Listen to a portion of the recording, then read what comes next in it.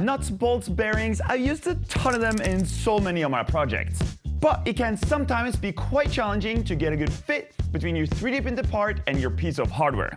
Let's say, for instance, I have this shoulder bolt. This one in this case is meant to be 6mm. So we want a really tight slip fit with that 6mm.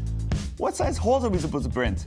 Well, that's where this little cool thing comes in, with the complete 1mm steps being all the way on the edge, and then increasing increments of 1/10 of a millimeter all the way along the bottom, creating a grid of all the different variations of sizes. So now for this 6mm shoulder bolt, trying to insert it into that 6mm, realistically, that's a press fit. And it's only on 6.2, where we get a really nice slip fit with no wiggle, but you're still able to drag it in and out.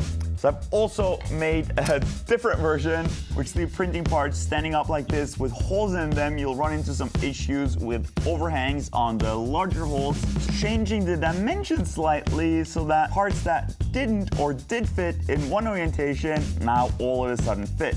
In this case, the hole actually got slightly bigger by printing it up like this. Why not, while we're at it, I printed a third one with holes that are angled, which also might change the real world sizing of a hole. Any size hole, you now have a reference for what the actual size that you model it is prints in the real world. All of these still available to download for free on my website, alch.shop.